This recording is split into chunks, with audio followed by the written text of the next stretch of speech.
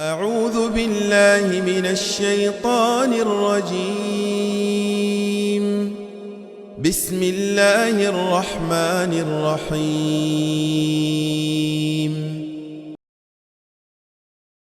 إياك نعبد وإياك نستعين.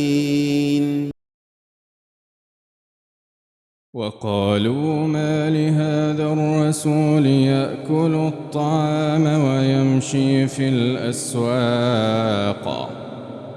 وقالوا ما لهذا الرسول يأكل الطعام ويمشي في الأسواق لولا أنزل إليه ملك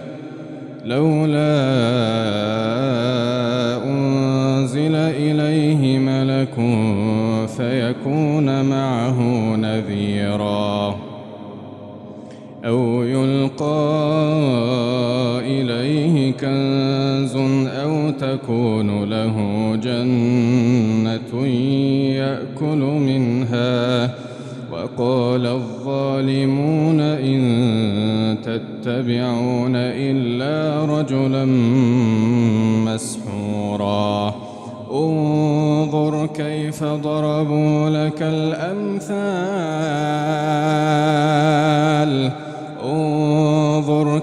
ضربوا لك الأمثال فضلوا فلا يستطيعون سبيلا تبارك الذي إن شاء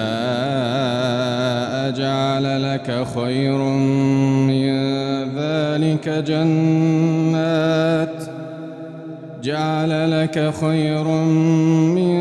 ذلك جنات تجري من تحتها الأنهار ويجعل لك قصورا بل كذبوا بالساعة وأعتدنا لمن كذب بالساعة سعيرا إذا رأتهم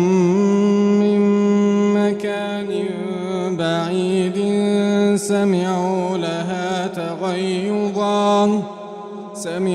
لها تغيظا وزفيرا وإذا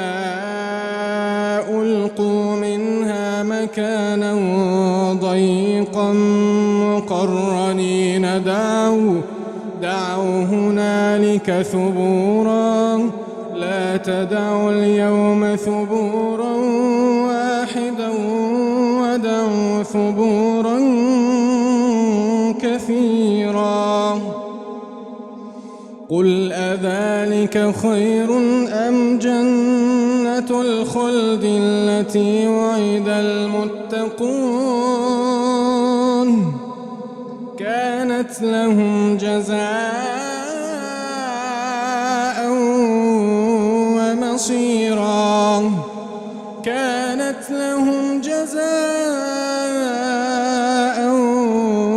ومصيرا لهم فيها ما يشاءون خالدين كان على ربك وعدا مسئولا ويوم يحشرهم وما يعبدون من دون الله فيقول أأنتم أضللتم عبادي هؤلاء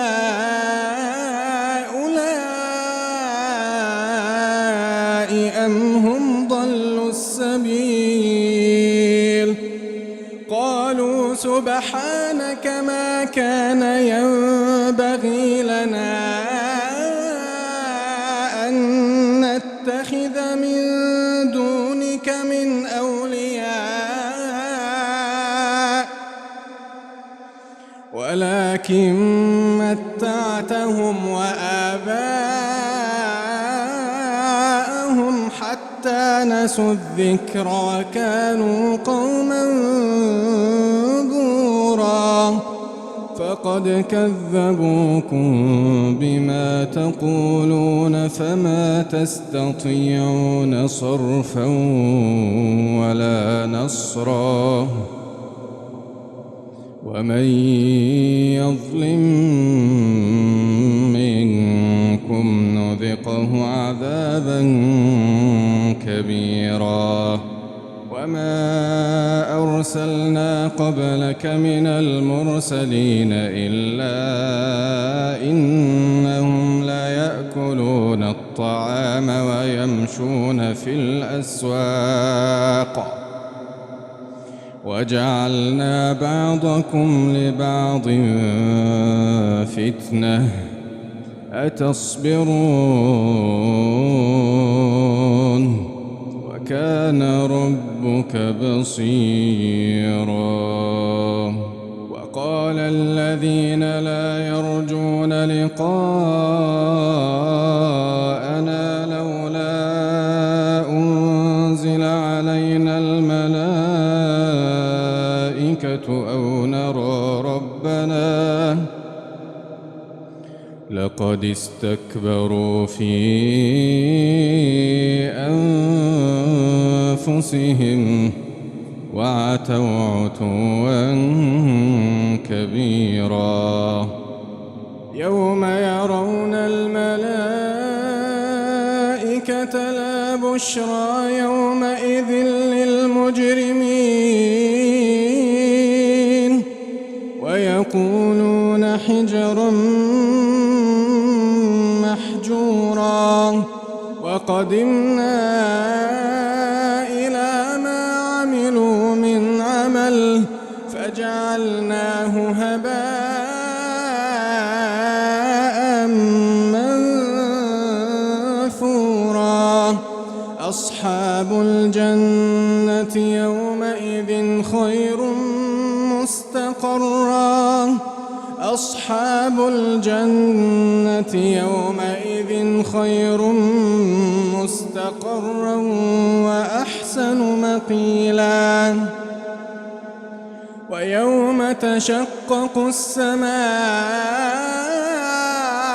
بالغمام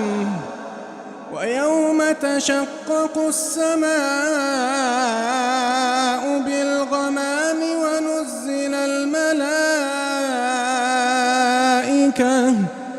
ونزل الملائكة تنزيلا الملك يومئذ الحق للرحمن الملك يومئذ الحق للرحمن وكان يوما على الكافرين عسيرا ويوم يعض الظالم على يديه يقول يا ليتني اتخذت مع الرسول سبيلا يا ويلتى ليتني لم أتخذ فلانا خليلا لقد أضلني عن الذكر بعد إذ جاءني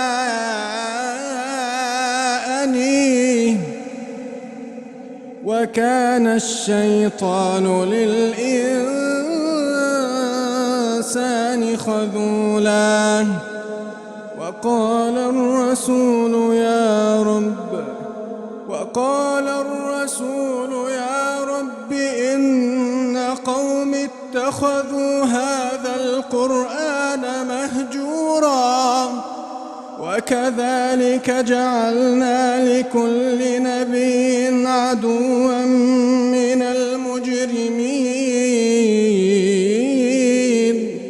وكفى بربك